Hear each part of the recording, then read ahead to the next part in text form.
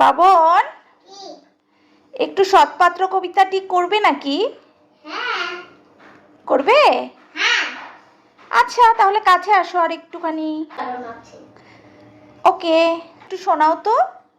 নমস্কার, আমি সোপায়ন আদিত্য আবৃত্তি করছি কবি সুকুমার রায় রচিত সৎপাত্র।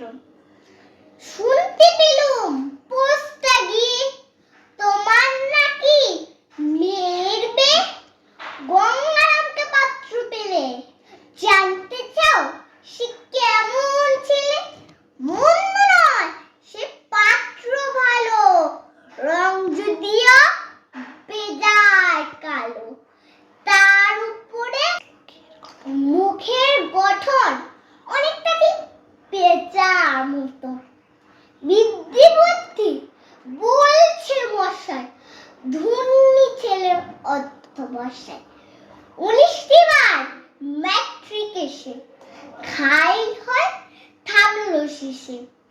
বিষয়ে আসায় বুড়ি বেজায়, কষ্টে শিষ্টে দিন চলে যায়। মানুষ তো নয় ভাইগুলো তার, একটা পাগল একটা গোয়ার।